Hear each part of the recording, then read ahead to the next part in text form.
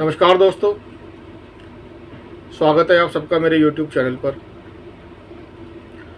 दोस्तों, आज चर्चा करेंगे एक बहुत ही महत्वपूर्ण विषय के बारे में, और वो विषय है दोस्तों, श्रेष्ठ संतान के लिए गर्भधारण कब करना चाहिए। लेकिन दोस्तों, इस जानकारी से पहले मेरी आप सबसे रिक्वेस्ट है कि आपको मेरी वीडियो अच्छी लगे तो मेरी वीडियो को लाइक करें, शेयर करें और मेरे YouTube चैनल को जरूर सब्सक्राइब करें और नोटिफिकेशन बेल को भी जरूर दबाएं, जिससे मेरी आने वाली वीडियोस की जानकारी आप सब लोगों को मिलती रहे। तो दोस्तों, शुरू करते हैं आज का विषय। श्रेष्ठ संतान के लिए गर्भधारण कब करना चाहिए। दोस्तों, इसको गर्भाधान संस्कार भी कहा जाता है। दोस्तों, हिंदू धर्म में प्रत्येक जातक मतलब प्रत्येक व्यक्ति के लिए उसके अपनी माँ के गर्भ में आने से लेकर मृत्यु और दाह संस्कार तक कई प्रकार के संस्कार बताए गए हैं। इनमें से प्रमुख होते हैं दोस्तों 16 संस्कार, जिनको षोडश संस्कार के नाम से जाना जाता है। दोस्तों, इन्हीं षोडश संस्कारों में से 16 संस्कारों में से जो सबसे पहला संस्कार है वो है गर्भाधान संस्कार। दोस्तों, गर्भाधान संस्कार ये संस्कार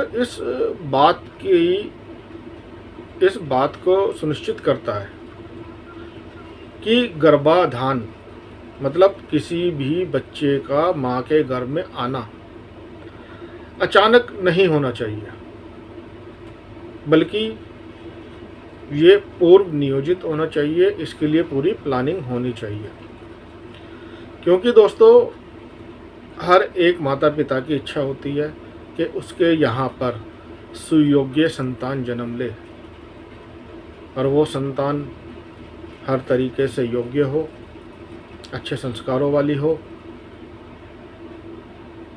अपने जीवन में आगे बढ़े, तरक्की करे, अपने कुल अपने खानदान का नाम रोशन करे। तो दोस्तों, एक सुयोग्य संतान की प्राप्ति के उद्देश्य के लिए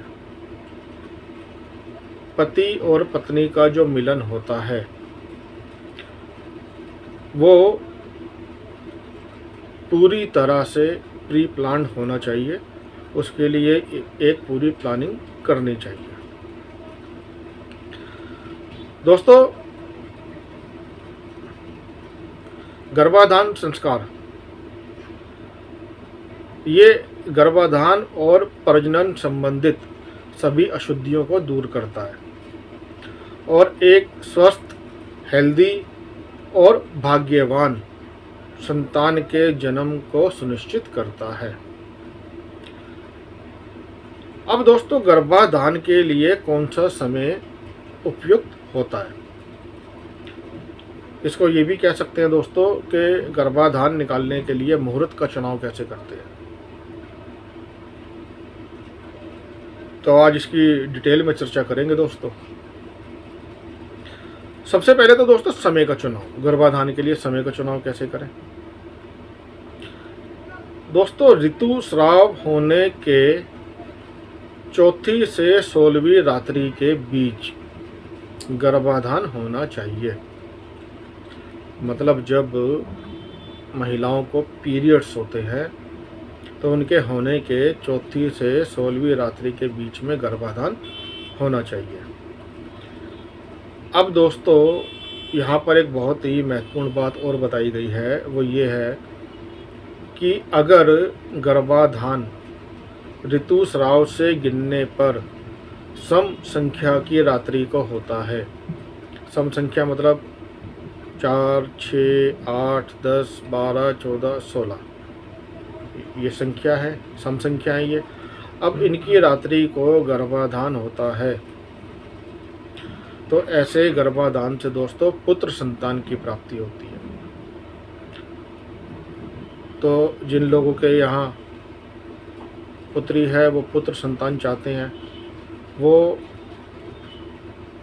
इस मेथड का यूज़ कर सकते हैं।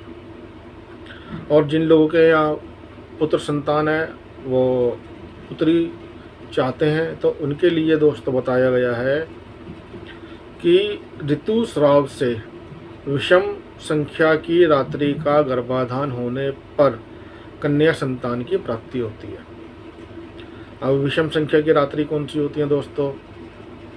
5, 7, 9 इस तरीके से, तो ये बताया गया है दोस्तों। अब दोस्तों जो श्रेष्ठ दिन बताए गए हैं गर्भाधान के लिए विशेष तौर पर, उनके बारे में बात करते हैं। तो दोस्तों ऋतुस्राव के दिन से 8वीं, 9वीं, 10वीं, 12वीं, 14वीं और 15वीं और 16वीं रात्रि का गर्भाधान ये विशेष रूप से शुभ माना जाता है। अब बात करते हैं दोस्तों गर्भाधान के लिए कौन से नक्षत्र उचित होते हैं, शुभ होते हैं, किन नक्षत्रों में गर्भाधान करना चाहिए। तो दोस्तों गर्भाधान के लिए जो स्थिर नक्षत्र होते हैं वो श्रेष्ठ नक्षत्र होते हैं। स्थिर नक्षत्रों में गर्भाधान करना चाहिए। अब स्थिर नक्षत्र है दोस्तों उत्तरा फाल्गुनी, उत्तराषाढ़ा, उत्तरा भाद्रपद और रोहिणी। लेकिन दोस्तों इनके अलावा मृगशिरा, अनुराधा, हस्त, स्वाति, श्रवण, धनिष्ठा और शतभिषा नक्षत्र ये भी श्रेष्ठ नक्षत्र होते हैं गर्भाधान करने के लिए। दोस्तों जितने भी क्रूर नक्षत्र होते हैं जैसे पूर्वा फाल्गुनी, पूर्वाषाढ़ा, पूर्व भाद्रपद, भरणी और मघा, और जितने भी तीक्ष्ण नक्षत्र होते हैं जैसे मूल, ज्येष्ठा, आद्रा और अश्लेषा, रेवती और कृतिका नक्षत्र, इन नक्षत्रों को दोस्तों विशेष तौर पर त्यागना चाहिए। बाकी जो दूसरे नक्षत्र होते हैं वो मध्यम माने जाते हैं। अब तिथियों की बात करते हैं दोस्तों, किस तिथि पर गर्भाधान करना चाहिए। तो दोस्तों प्रतिपदा, द्वितीया, तृतीया, पंचमी, सप्तमी, दशमी, द्वादशी, त्रयोदशी ये तिथियां अच्छी होती हैं। अब दोस्तों रिक्ता तिथियां होती हैं चतुर्थी, नवमी और चतुर्दशी, और इसके अलावा षष्ठी, अष्टमी, एकादशी, अमावस्या और पूर्णिमा इनका त्याग करना चाहिए। भद्रा के बारे में बात करते हैं दोस्तों। भद्रा, तो भद्रा का भी पूरी तरह से त्याग करना चाहिए। जब भद्रा होती है ऐसे समय पर गर्भाधान नहीं करना चाहिए। वार की बात करते हैं दोस्तों, कौन से वार शुभ होते हैं गर्भाधान करने के लिए। तो बुधवार, गुरुवार और शुक्रवार इनको अच्छा माना जाता है, और सोमवार को मध्यम माना जाता है। लगन, गर्भाधान के लिए जब गर्भाधान का मुहूर्त निकाला जाता है तो लगन निकाला जाता है दोस्तों। उसका लगन के बारे में बात करते हैं। गर्भाधान का जो लगन है दोस्तों, उस लगन के केंद्र और त्रिकोण भावों में शुभ ग्रह होने चाहिए, और 3, 6, 11 भावों में सभी क्रूर ग्रह होने चाहिए। लगन जो है दोस्तों पुरुष ग्रहों से दृष्ट होना चाहिए, मतलब लगन को पुरुष ग्रह देखें। अब पुरुष ग्रह होते हैं दोस्तों सूर्य, मंगल और बृहस्पति, मतलब लगन पर सूर्य, मंगल और बृहस्पति की दृष्टि होनी चाहिए।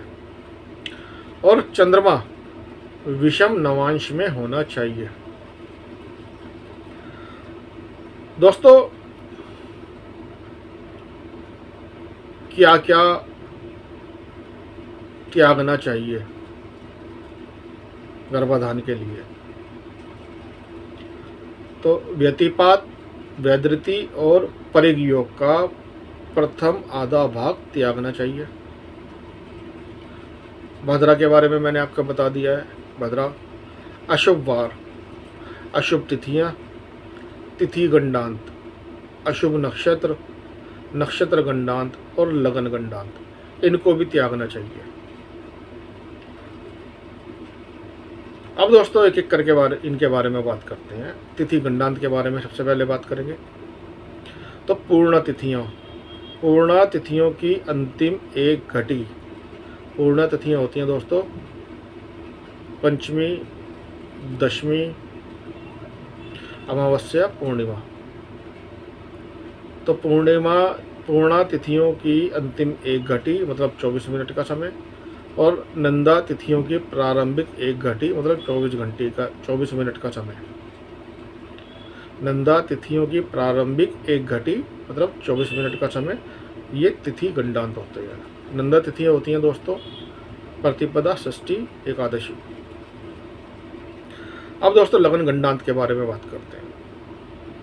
ये क्या होते हैं? कर्क, वृश्चिक, मीन, इन लग्नों की अंतिम आधी घटी मतलब 12 मिनट का समय, और मेष, सिंह और धनु लग्नों की प्रारंभिक आधी घटी मतलब 12 मिनट का समय, ये लगन गंडांत होते हैं। अब दोस्तों नक्षत्र गंडांत के बारे में बात करते हैं।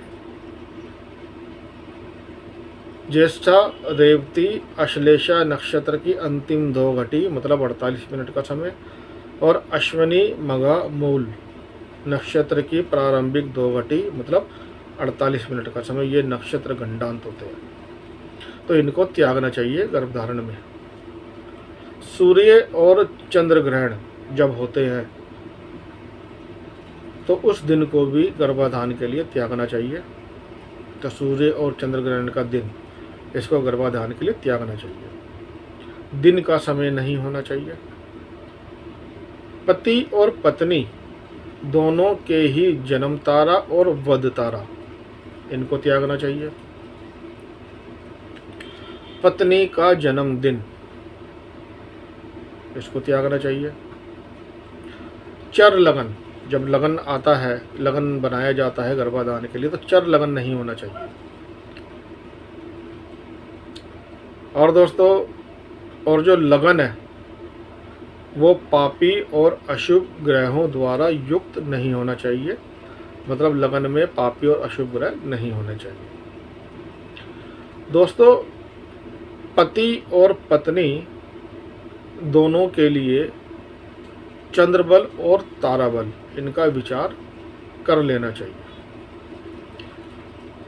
तो दोस्तों इस तरीके से गर्भाधान का मुहूर्त निकाला जाता है।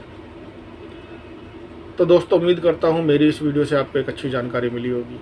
आपको मेरी वीडियो अच्छी लगे तो मेरी वीडियो को लाइक करें, शेयर करें और मेरे YouTube चैनल को जरूर सब्सक्राइब करें। धन्यवाद।